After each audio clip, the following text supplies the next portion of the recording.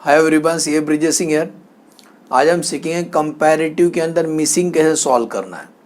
Comparative तो normal solve करने आ गया, मेरे प्लेलिस्ट में मिल जाएगा आपको। How to solve comparative, common size, trend analysis.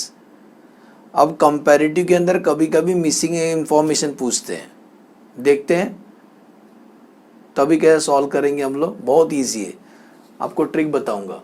सुनो, दो कंपैरेटिव में आपको मालूम है 2 ही साल का डेटा देंगे, क्योंकि कंपैरिजन के लिए 2 ही चाहिए रहता है। तो 2013 2014 का इनकम स्टेटमेंट दिया हुआ है, एब्सोल्यूट इंक्रीज और डिक्रीज और परसेंटेज इंक्रीज और डिक्रीज। देख लो, एक बार सीधा सीधा पढ़ देता हूँ, फिर आप स्क्रीन में भी देख लेना। देखो, सेल्स दोनों मिसिंग दिया है, लेकिन एक हिंट दिया है कि सेल्स 4 लाख से इंक्रीज हुआ और उसका परसेंटेज है 25%। ठीक है। सेकेंड, ओपनिंग स्टॉक दोनों दिया है, ये नहीं दिया है। परचेज दोनों मिसिंग है, लेकिन उसका इंक्रीज दिया है और परसेंटेज दिया है। वेजेस नॉर्मल दिया है, ये तो हम ढूंढ लेंगे। क्लोथिंग स्टॉक एक नहीं दिया है, 2013 का नहीं दिया, 2014 का दिया है। फिर सीओजीएस कैसे आता है, ओपनिंग में परचेस ऐड करते हैं, वेजेस और फैक्ट्री एक्सपेंस ऐड करते हैं, क्लोथिंग स्टॉक लेस करते हैं, तो सीओजीएस आता है। जीपी कैसा आता है, ए माइनस बी। सेल्स को लिखें ए और सीओजीएस को लिखें बी, तो जीपी कैसा आता है, a minus b. Less operating expenses, office खर्चा दोनों साल का नहीं दिया है, लेकिन इसका इंक्रीज दिया है। बोलता है कि एज कंपेयर टू पहला साल सेकेंड ईयर ऑफिस का खर्चा 20,000 से बढ़ गया। सेलिंग खर्चा दोनों नॉर्मल दिया, फाइनेंशियल का इंक्रीज दिया है। टोटल ऑपरेटिंग एक्सपेंस तीनों प्लस करने से आएगा। नेट ऑपरेटिंग प्रॉफिट कैसे आएगा, जीपी को लिखे हैं सी, जीपी को लिखे हैं सी, ऑपरेटिंग एक्सपेंस को लिखे हैं डी, तो सी आई डी नहीं, सी माइनस डी करना, तो नेट ऑपरेटिंग प्रॉफिट आएगा। ऐड करेंगे नॉन ऑपरेटिंग इनकम, आंसर आएगा बिफोर टैक्स, लेस करेंगे टैक्स आफ्टर टैक्स। एक बार आप पूरा स्क्रीन में देख लो, ये क्वेश्चन सेम बराबर लिखा है कि नहीं सर ने, दिखाई दिया? तो आप उसको स्क्रीनशॉट ले लें और खुद वापस प्रैक्टिस करें। चलो हम आपको ट्रिक बताते हैं, how to solve this types of problem. सबसे पहला आपको मालूम है, जो पहला साल होता है ना, ये फर्स्ट ईयर है ना, ये बेस है। क्या है ये? बेस। जो पहला साल होता है बेस रहता है। और ट्रिक इधर देखें, इसका मतलब वो सेल्स दोनों साल का ढूंढना है ना, तो दोनों साल का सेल्स हम कैसे ढूंढेंगे, उसका इंक्रीज डिक्रीज दिया हुआ है, उसका इंक्रीज डिक्रीज दिया है। जैसे कि यहाँ साइड में वर्किंग करके दिखा देता हूँ। वर्किंग, ये जो 4 लाख है ना, वो 25% है। सुन रहे बेटा, 4 लाख है ना, ये 25% है। परसेंटेज को परसेंटेज के नीचे लिखो, 4 लाख 25% है। तो आपको मालूम है, जो बेस होता है ना, जो बेस होता है वो कितना परसेंट होता है? बेस जो होता है वो 100% होता है। मतलब 2013 बेस ईयर है, वो हमेशा 100% होता है। तो ये 4 लाख है ना, 25% है, तो 100 कितना, क्रॉस मल्टीप्लाई, तो 4 लाख, समझा? 100 किधर से आया, 4 लाख इंटू 100 डिवाइड बाय 25। अरे आप जो 10th का 12th का एग्ज़ाम दिए हो, वो उसका बेस क्या था? 100% ना, हर चीज़ 100% होता है। तो इसका आंसर आता है 16 लाख। सबको समझा 16 लाख कैसे आया सर को? तो सेल्स कितना लिखो फर्स्ट ईयर में? 16 लाख। अब बाकी दिमाग चलाओ। वो बोलता है कि सेल 4 लाख से बढ़ गया अगले साल, तो पहला साल 16 लाख था, तो इसका अगले साल 20 लाख रहा होगा। अरे बोलो, समझा क्या? कमेंट में बताना मुझे। तो सेल 16 से 20, समझा? पता लगा कैसे? देखो वापस बोलते हैं, 4 लाख 25% है। जो बेस होता है ना, जो बेस होता है वो 100% होता है हमेशा, और बेस पहला साल बेस होता है। Line change, base change. आ जाओ, ये तो नॉर्मल क्वेश्चन है। 80 से 1,20,000 हो गया, इंक्रीज हो रहा है ना ओपनिंग स्टॉक। कितना से इंक्रीज हो रहा है? 40,000 से इंक्रीज हो रहा है। 40,000, ये नॉर्मल क्वेश्चन है। 40,000 कितना परसेंट है 80,000 का? तो 40,000 इंटू 100 डिवाइड बाय 80,000, डबल आएगा। 40,000 डिवाइड बाय 80,000 परसेंटेज 50%। अगर यहाँ प्लस डाले हो तो इधर भी प्लस डालना, मैचिंग मैचिंग। समझा? क्योंकि 80,000 से 1,20,000 हो गया, मतलब 40,000 से बढ़ गया, तो इसका मतलब 50% से बढ़ गया ओपनिंग स्टॉक। परचेज दोनों मिसिंग है, लेकिन याद आ रहा है, आप भी ट्रिक बताया था, तो वही इस पे भी अप्लाई करेंगे। 2,20,000 है, दिखाई दे रहा है 2 लाख है ना, ये कितना परसेंट है बेटा, 20% है। तो 100 कितना परसेंटेज, क्रॉस मल्टीप्लाई, तो बेस मिलेगा तुमको। तो 2 lakh into 100 divide by 20, answer आता है 10 लाख। क्या निकाले, परचेज। तो परचेज 10 लाख रहा होगा फर्स्ट ईयर में, तो सेकेंड ईयर में कितना होगा, वो चिल्ला चिल्ला के बोलता है 2 लाख से परचेज बढ़ गया नेक्स्ट ईयर में, तो अभी हम कितना लिखे, 12 लाख। समझा, ये तो नॉर्मल क्वेश्चन है। 240 से 440 हुआ, तो 2 लाख से बढ़ गया वेजस। सर ये ऊपर वाले का सेम लिख दूं क्या, बिल्कुल मत करना, हर लाइन का बेस अलग होता है। इसका बेस ये था और इसका बेस ये है, लाइन चेंज बेस चेंज, सबका अलग अलग कैलकुलेशन करना। तो चलो इनका करते हैं। 2 lakh divide by 2,40,000 percentage, answer आता है 83.33%। चेक कर लो बेटा, आ रहा है क्या 83.33%। नहीं तो पता चला कुछ लोग शॉर्टकट किए, तो शॉर्टकट ही मार्क्स मिल जाएगा। ये 2 लाख, भले 2 लाख दिख रहा है, लेकिन इसका परसेंटेज अलग, इसका परसेंटेज अलग क्यों, ऐसा मेरे साथ क्यों होता है सर? अरे बेटा इसका बेस अलग है। 100 into difference divide by base, 100 into difference divide by base, इस तरीके से निकालते हैं। आ जाओ सर, ओपनिंग में परचेस ऐड होता है, वेजेस ऐड होता है, क्लोजिंग लेस। सर क्लोजिंग नहीं है तो सीरियस नहीं आएगा, चिंता मत करो। बाजू वाले का तो आएगा ना, हाँ, लेकिन एक हिंट है, वेरी वेरी इंपॉर्टेंट। 2013-2014 बताओ क्लोथिंग स्टॉक कैसे आएगा, क्लोथिंग स्टॉक कैसे आएगा? सिंपल आंसर बेटा, आज 31 मार्च का जो क्लोथिंग स्टॉक होगा, 31 मार्च का जो क्लोथिंग स्टॉक होगा वो नेक्स्ट ईयर का ओपनिंग स्टॉक होगा, और हमें ओपनिंग स्टॉक मालूम है, तो यही क्लोथिंग स्टॉक होगा ना बेटा जी। जो ओपनिंग स्टॉक होगा वही पिछला साल क्लोथिंग स्टॉक रहा होगा, इसीलिए 1,20,000 लिख दो। तो 120 से 160 हुआ, कितना से बढ़ गया, 40,000 से बढ़ गया। तो 40 सर कितना परसेंटेज है, तो 40,000 इंटू 100 डिवाइड बाय 1,20,000, आंसर 33.33% से बढ़ गया, मिला 33.33% से बढ़ गया। अब नॉर्मल सॉल्व कर सकते हैं, सीओजेस पता लगाओ, 80 plus 180 plus 80,000 plus 1,000 plus 240 minus 120, तो इसका सीओजेस आएगा 12 लाख रुपया। चलो इनका सीओजेस 120 plus 1200 plus 440 minus 160, 16 lakh.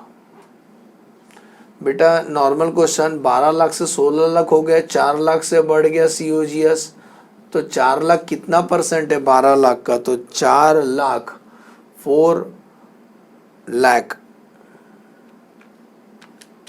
Divide by answer 33.33%। समझा बेटा। नेक्स्ट जीपी कैसा आएगा, जीपी सर सेल में से सीओजीएस माइनस करोगे तुमको जीपी मिलेगा, तो मालूम है ना 16 माइनस 12 4 लाख, 20 माइनस 16 4 लाख। तो जीपी में कोई चेंजेस नहीं सर, तो डैश कर दो, परसेंटेज में नहीं आएगा। आगे बढ़ते हैं, ऑफिस का खर्चा कुछ क्लिक हो रहा है, अभी वर्किंग किया था, ये इसका और इसका, तो इसका भी वैसी करना। ऑफिस का जो 20,000 है ना, 20% है, 20,000 है ना, ये 20% है, तो 20,000 अगर 20% है तो बेस तो 100% होता है, तो 100 कितना, क्रॉस मल्टीप्लाई, तो 20,000 इंटू 100 डिवाइड बाय 20, तो आंसर आएगा 1 लाख। ऑफिस का खर्चा इसका मतलब 1 लाख है, ये 1 लाख है, चिल्ला चिल्ला के बोल रहा है कि 20,000 से बढ़ गया, तो इसका मतलब अगले साल 1,20,000 होगा।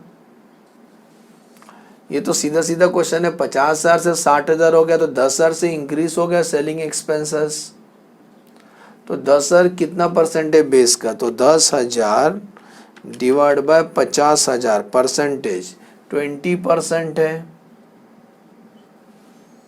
ये भी देखो वैसा वाला ही है। 4,500 है ना, वो 22.5% है, तो 100% कितना, क्योंकि बेस 100% होता है। तो 4,500 इंटू 100 डिवाइड बाय 22.5, आंसर आता है 20,000। 20,000, इसका मतलब फाइनेंशियल एक्सपेंस पहले साल 20,000 रहा होगा, और बोलता है 4,500 से बढ़ गया, तो कितना लिखे 24,500। सर ऑपरेटिंग एक्सपेंस आ सकता है, जरूर आ सकता है बेटा, तीनों आ गया ना, तीनों को प्लस करो, ऑपरेटिंग एक्सपेंस आएगा 1,50,20। सुन रहे हो, 1,00,000 प्लस 50 प्लस 20, तो 1,70,000 is the total operating expenses इनका। 120 प्लस 60 प्लस 24.5, 2,04,500 बरोबर। तो वन नॉर्मल क्वेश्चन इसका परसेंट आ सकता है, तो 170 माइनस 2,04,500, आंसर आता है 34,500। और 34,500 इंक्रीज हो रहा है कि डिक्रीज हो रहा है, ऑफ कोर्स इंक्रीज हो रहा है। तो कितना परसेंटेज है, कितना परसेंटेज है, तो 34,500 इंटू 100 डिवाइड बाय 1,70,000, इसका मतलब प्लस में 20.29% है। आ जाओ सुनो, जीपी मालूम है, ऑपरेटिंग एक्सपेंस मालूम है ना, तो सी में से डी माइनस करो, तो 4,00,000 माइनस 170, तो 4,00,000 माइनस 1,70,000, आंसर आता है 2,30,000। मिला 2,30,000। रुको, इन दोनों के बीच में इसका भी आ सकता है, तो जीपी में से ऑपरेटिंग एक्सपेंस माइनस कर दो, तो 4,00,000 माइनस 2,04,500, आंसर आता है 1,95,500। ये सीधा क्वेश्चन है। तो रुको, सब प्लस में था लेकिन ये माइनस में, 230 माइनस 1,95,500, ये कम हो रहा है, तो माइनस साइन दिखा रहा हूँ, 34,500 से कम हो रहा है, तो परसेंटेज भी माइनस में आएगा।